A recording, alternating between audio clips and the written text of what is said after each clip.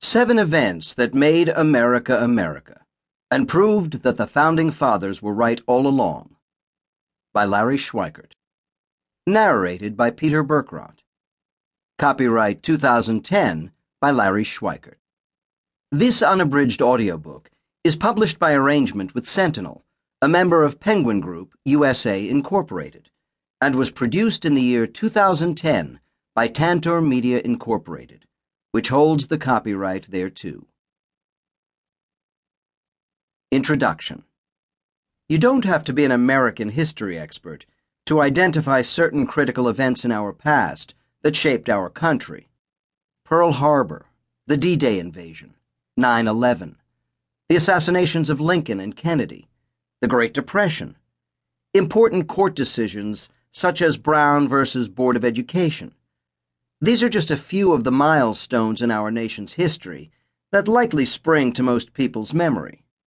On the other hand, not all important changes in our past have unfolded in a single day, but rather were the results of profound, unresolved issues: slavery and the Civil War, a slow change in culture, the status of women in the 20th century, or the response to long-standing international tensions, the Cold War.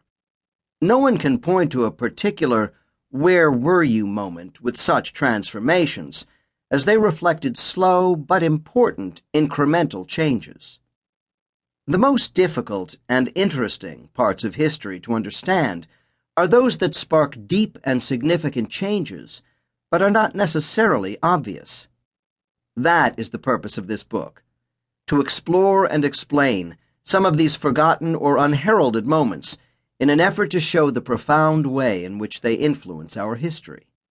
Yet there is a second purpose in this book, namely to examine the 7 events I have chosen in light of the Founders' vision for America. How would George Washington, James Madison, Thomas Jefferson, and other founders have interpreted these events? Did the event confirm the vision of the Founders, or constitute a departure from their hopes? In short, would the Founders have approved or disapproved of the actions that followed from the event itself? Most important, what can we learn from these events of our past to help build a better future and a stronger America? For example, Madison wrote with mixed emotions about factions or partisan strife, disdaining it, as did Washington, yet acknowledging it as unavoidable and inherent in human nature. Ambition should counter ambition, he observed. However, he likely would have been appalled at Martin Van Buren's invention of a new national party machinery, which evoked loyalty by rewarding supporters with jobs in both the party and the government. The result was something none of the founders desired: an ever-growing federal government. Nor would Madison, having drafted many of the sections of the Constitution relating to a federal judiciary, have dreamed that the United States Supreme Court would seek to make itself the arbiter of personhood itself.